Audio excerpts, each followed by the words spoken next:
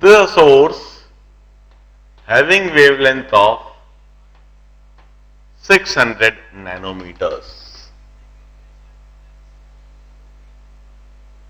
and we have got single slit here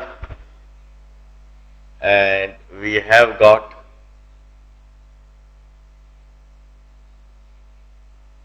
double slit here, S1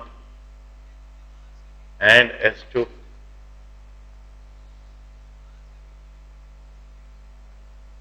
This point of symmetry O.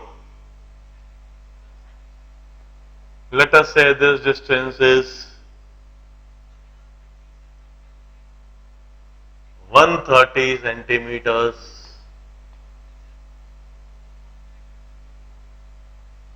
and this is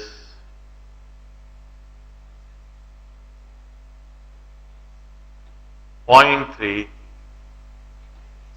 millimeters. Slit S1 की intensity I not है, slit S2 की भी intensity I not है.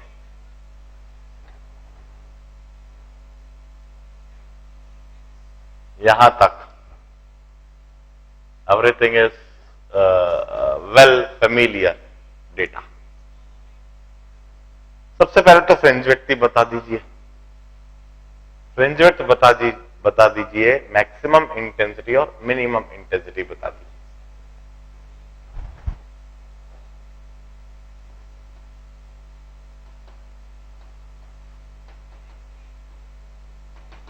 Fringe width W इन millimetres, maximum intensity और minimum intensity. आप सभी कर लेंगे इसको. खास जो मेरा सवाल है दैट इज, अब मैं क्या करता हूं, मैं स्लिट S1 पर एक पानी की बूंद डाल देता हूं. I drop a water droplet over slit S1. Slit S1 जो कि बिल्कुल बारीक सा चीरा लगा हुआ है, इसके ऊपर जब एक पानी की बूंद डाल दी जाती है, एक वाटर ड्रॉपलेट डाल दी जाती है, तो होता क्या है, वो वाटर की ड्रॉपलेट पूरी की पूरी स्लिट पर एक फिल्म बना लेती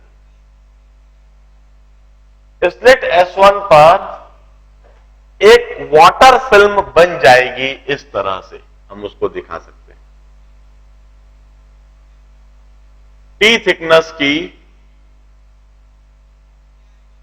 यह एक वाटर की फिल्म होगी. Refractive index of water is 4/3 और इसकी टी थिकनेस की एक फिल्म बन जाएगी. जब मैंने पानी की एक बूंद डाली तो अब जो मेरा क्वेश्चन है खास, tell me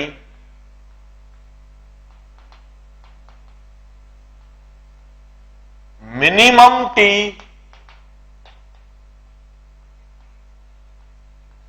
so that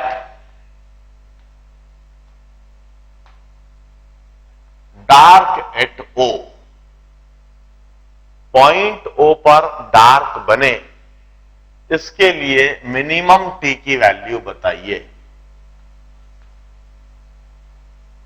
fringe width पहले जरूर लिख दीजिएगा, उससे कोई खास फर्क नहीं पड़ेगा.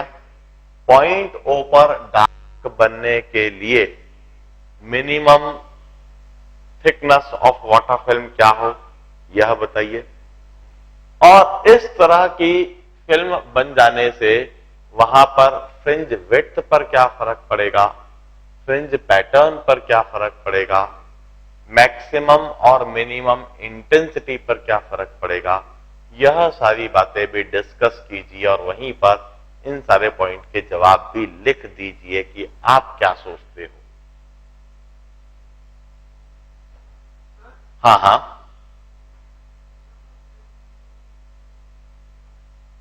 नहीं आपका सर आगे कुछ सुनाई दिया मगर फिर आगे गायब हो गया. फिर एक और बार बोलिए ना, क्या बोलना चाहते हैं.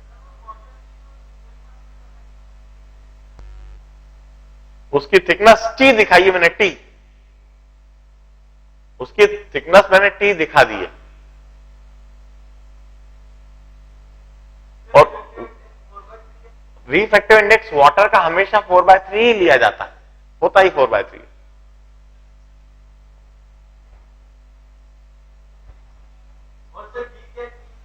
क्या? स्मॉल डी, स्मॉल डी जो मैंने इधर लिखा है 0.3 millimetres, capital D 130 centimetre, wavelength 600 nanometres. Problem को बड़े ध्यान से सोचिए कैसे करेंगे। मैं 3 से 4 मिनट का समय दूंगा आपको इसको सोच के करने के लिए, और फिर अभी यह प्रॉब्लम फिनिश नहीं हुआ, इसके बाद अगला पार्ट मैंने ए लिखा है, फिर पार्ट बी भी कराऊंगा।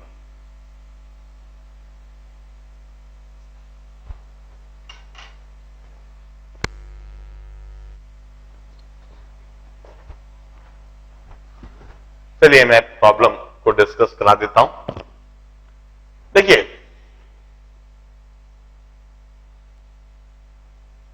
फॉर डार्क एट ओ, एक generalised concept, for dark at O, interfering wave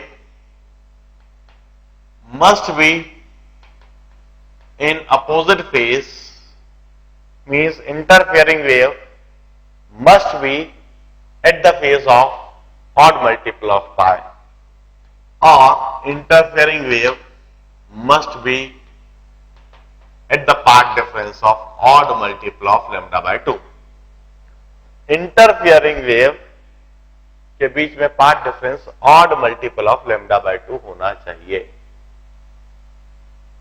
अब इंटरफेयरिंग वेव में पाथ डिफरेंस आ कैसे रहा होगा? पाथ डिफरेंस आने का जो तरीका है, S1 से O और S2 से O ज्योमेट्रिकल पाथ में कोई फर्क नहीं है, इधर भी ज्योमेट्रिकल पाथ डी है और इधर भी ज्योमेट्रिकल पाथ डी है, ज्योमेट्रिकल पाथ में कोई फर्क नहीं, मगर वहां पर डिफरेंस है ऑप्टिकल पाथ में। कैसे? S2 से O तक का तो ऑप्टिकल पाथ भी डी ही रहेगा, दिस इज केस 1 जो हमने अभी पिछला आर्टिकल में लिखा है। इधर ज्योमेट्रिकल पाथ और ऑप्टिकल पाथ सेम रहना चाहिए, दिस इज केस 1। जबकि जो S1 से O तक है यह केस 2 हो गया। इधर S1 से O तक आने में बीच में एक ट्रांसपेरेंट स्लैब आ गई जिसका थिकनेस टी है, रिफ्रैक्टिव इंडेक्स म्यू है। इधर ज्योमेट्रिकल पाथ यदि डी है तो ऑप्टिकल पाथ हो गया D plus T into mu minus 1, यह ऑप्टिकल पाथ हो गया। हम कहते हैं ऑप्टिकल पाथ डिफरेंस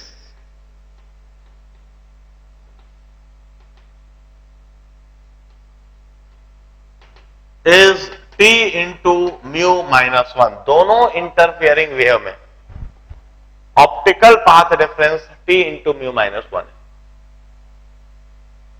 और यह ऑप्टिकल पाथ डिफरेंस यह डार्क के लिए होना चाहिए odd multiple of lambda by 2। For minimum T, यदि हमको मिनिमम टी चाहिए, n should be equal to 1. So t minimum into mu minus 1 must be lambda by 2, or minimum t must be lambda by 2 into mu minus 1, and this minimum t comes out to be 900 nanometre, और thickness generally micrometer में लिखी जाती है 0.9 micrometer. This must be the minimum film thickness in order to obtain dark at O. अब हम T की वह सारी वैल्यूज लिख सकते हैं जिसके लिए पॉइंट ओ पर डार्क हो। For all this values of T, for all this values of T 2n-1 lambda upon 2 into mu minus 1. For all these values of thickness, we will have dark at O.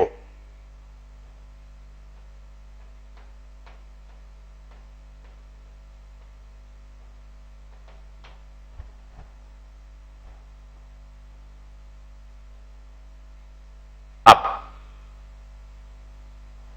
इसी problem का मेरा दूसरा part,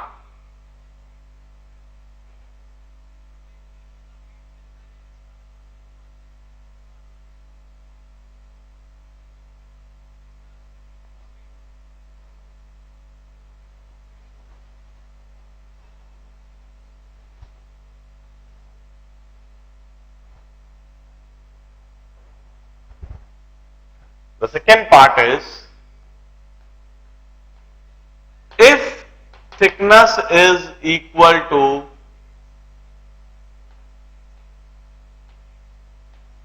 20 micrometres, यदि इस film की thickness 20 micrometres होती है, then what is shift in fringe pattern and what is number of fringes shifted. यदि थिकनेस 20 माइक्रोमीटर्स हो जाती, यदि इस फिल्म की थिकनेस 20 माइक्रोमीटर्स होती, तो फ्रिंज पैटर्न में कितना शिफ्टिंग होता और नंबर ऑफ फ्रिंजेस शिफ्टेड कितनी होती, वहां पर कितनी फ्रिंजेस शिफ्ट हो जाती और शिफ्ट इन फ्रिंज पैटर्न वहां पर कितना होता। मिनिमम थिकनेस हमने 0.9 माइक्रोमीटर निकाली, 0.9 माइक्रोमीटर के लिए पॉइंट ऊपर डार्क होएगा, मगर यदि यह थिकनेस 20 माइक्रोमीटर होती तो अब इस प्रॉब्लम को दोबारा सोचिए कि कैसे करेंगे, शिफ्ट इन फ्रिंज पैटर्न कैसे देखेंगे, नंबर ऑफ फ्रिंजेस शिफ्टेड कैसे देखेंगे, कैसे सोचेंगे। मैं सिचुएशन को सॉल्व करने के लिए दो तरीके बताऊंगा।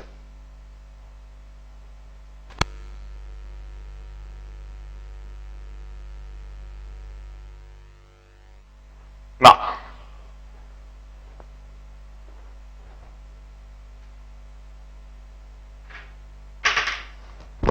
देखिए, इट्स अ सिंपल प्रॉब्लम। सोचने का सिर्फ एक तरीका डेवलप करना है। We just need to develop a proper thought process. सोचने का तरीका यदि सही होता है तो ये प्रॉब्लम बड़ी आसानी से होते हैं। ऑल्दो जो कंसेप्ट और थ्योरी है वो मैंने अभी तक सफिशिएंट बता दी। देखिए, एट ओ, ये जो पॉइंट ऑफ सिमेट्री ओ है, सोचने के दो तरीके बताऊंगा, उन दोनों तरीके को ध्यान से समझना। एट ओ, S1 से O तक और S2 से O तक ज्योमेट्रिकल पाथ सेम है D, मगर ऑप्टिकल पाथ S2 से O तक तो कैपिटल D है, मगर S1 से O तक capital D plus T into mu minus 1। तो optical path difference T into mu minus 1 है। At O, optical path difference T into mu minus 1 है। And if this is equal to n lambda, then we have nth bright at O। यदि यह n lambda हो जाए तो point O पर nth bright होता है।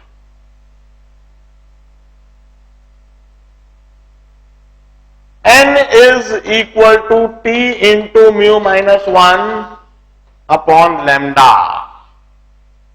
अब पॉइंट O पर nth ब्राइट है, मतलब n माइनस 1th ब्राइट कहां होएगा? वो ऊपर होएगा। n माइनस 2th ब्राइट वो और भी ऊपर, हम ऊपर जाते जाएंगे तो ब्राइट के ऑर्डर कम होते जाएंगे, फाइनली किसी एक पॉइंट पर सेंट्रल ब्राइट हो जाएगा। Central bright, first bright, second bright, third bright, fourth bright, और इस तरह से पॉइंट ओ पर nth ब्राइट। पॉइंट ओ पर nth bright means this is the number of fringes shifted.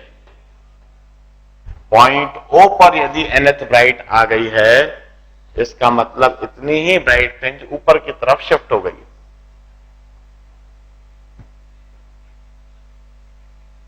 जो n equal to t into mu minus 1 upon lambda आ रहा है, this number of fringes shifted, क्योंकि पॉइंट ओ पर nth bright है।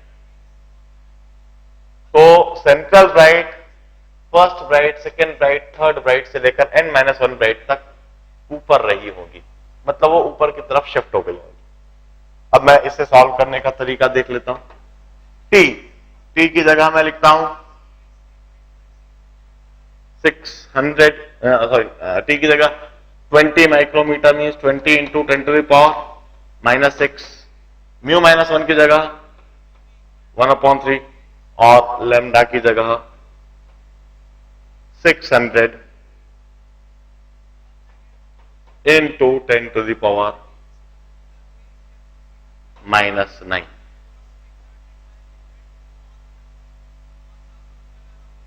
Late us solve this. हम इसे solve कर देते हैं। 10 to power minus 6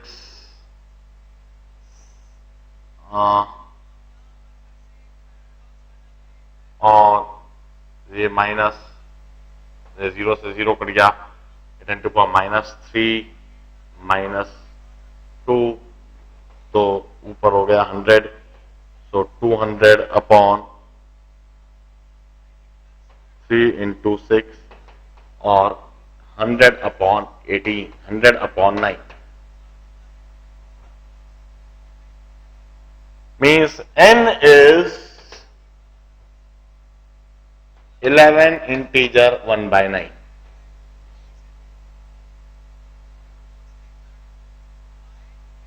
Now this means that 11 fringes got completely shifted.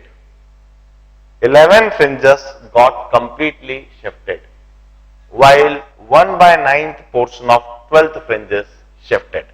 ये जो n है, ये 100 अपॉन 9 जो दिख रहा है, 11 प्लस 1/9 है। 11 प्लस 1/9 का मतलब है कि 11 फ्रिंजेस तो कंप्लीटली शिफ्ट हो गई है और 12th फ्रिंज का 1/9th पोर्शन शिफ्ट हुआ है। This is the number of fringes shifted. 11 fringes got completely shifted, while 1/9th part of 12th fringes shifted up. अब shift in fringe pattern. Shift in fringe pattern मैं ऐसे लिखूंगा, number of fringes shifted तो मुझे आ ही चुका है। Shift in,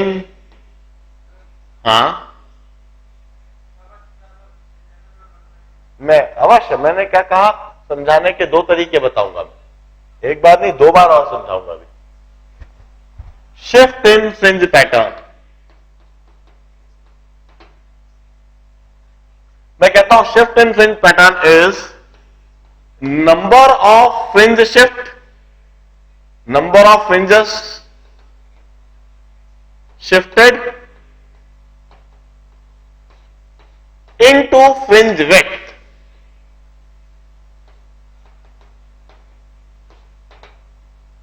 number of fringes shifted है p into mu minus 1 by lambda और फ्रिंज विड्थ है lambda capital D by D. तो जो शिफ्ट इन फ्रिंज पैटर्न है, that would come out to be p into mu minus 1 into capital D by small D. इतना shift in fringe pattern होगा। अब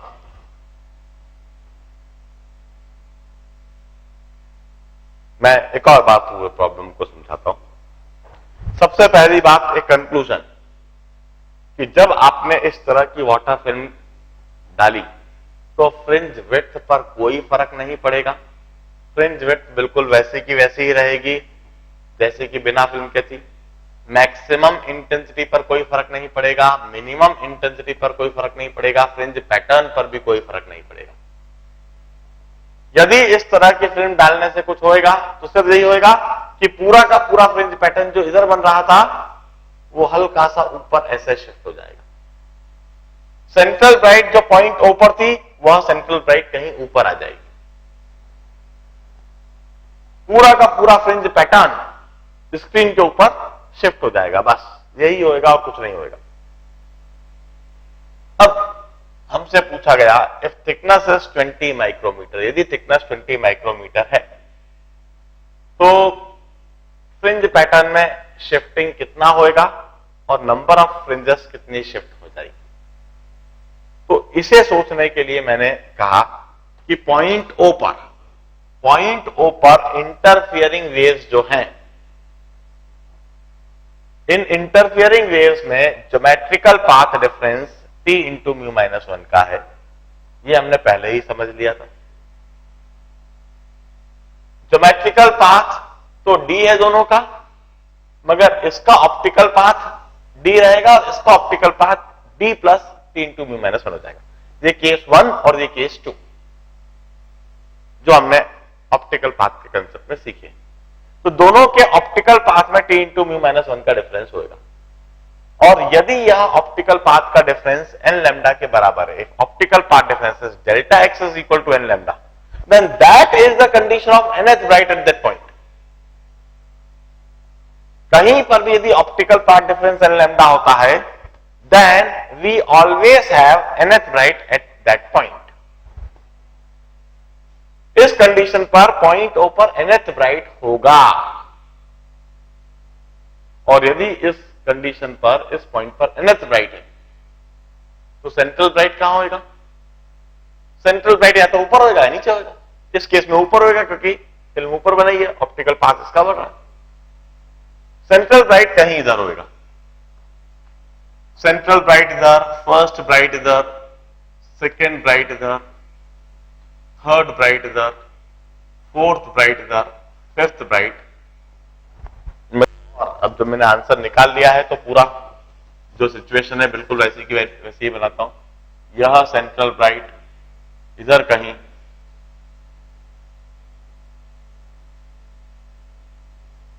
first bright इधर, second bright इधर, third bright इधर, fourth bright इधर, fifth bright, इस जगह पर sixth bright, then seventh bright, then 8th bright, then 9th bright, then 10th bright, and then here 11th bright. 11th bright तो आपको ऊपर दिखी और 12th bright आपको नीचे दिखेगी। मतलब 11th bright फ्रिंजेस तो पूरी शिफ्ट हो जाएंगी और 12th bright फ्रिंज का 1/9 पोर्शन जो इधर मैंने दिखा रखा।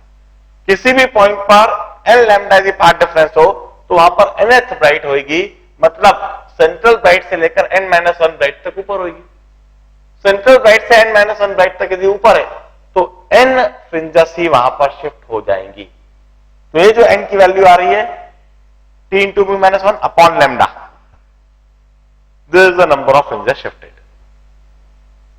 अब इस नंबर ऑफ फ्रिंजेस शिफ्टेड को जब हम सॉल्व करने जाते हैं, t की वैल्यू रखते हैं, म्यू माइनस 1 की वैल्यू रखते हैं और लैम्डा की वैल्यू रखते हैं।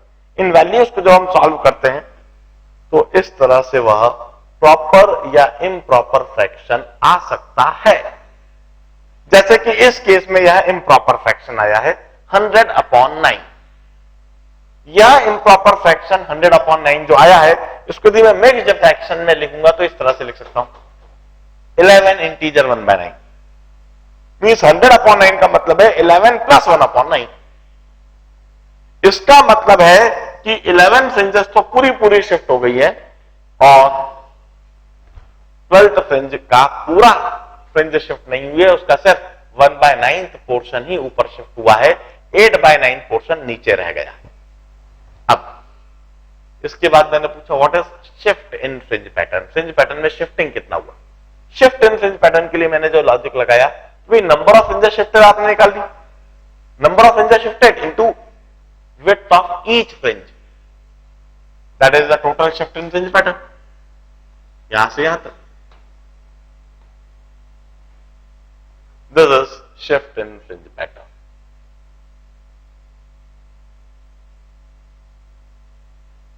Number of fringes shifted into fringe width. Fringe width is lambda capital D by small d. Lambda lambda cancelled. Shift in fringe pattern is T into mu minus 1 into capital D by small d. मैं आज के दिन यहीं तक कराता हूं, कल दोबारा इस प्रॉब्लम को समझाऊंगा। और खास बात, अब जितना तेजी से पैकेज कर सकते हो, जो मैंने शीट दी उसको जितना तेजी से कर सकते हो कर डालो, क्योंकि इसके बाद अगले 2-3 लेक्चर में हम इस चैप्टर को फिनिश करेंगे और फिर कुछ और भी मैं जेई के बाद कुछ बोर्ड के टॉपिक से उनको भी यहीं कहीं करा के फिनिश करवाऊंगा। आज पर इतना ही कराता हूं, एग्जैक्टली यहां से कल के दिन कंटिन्यू कराऊंगा। लो हाँ, एक मिनट, कल के दिन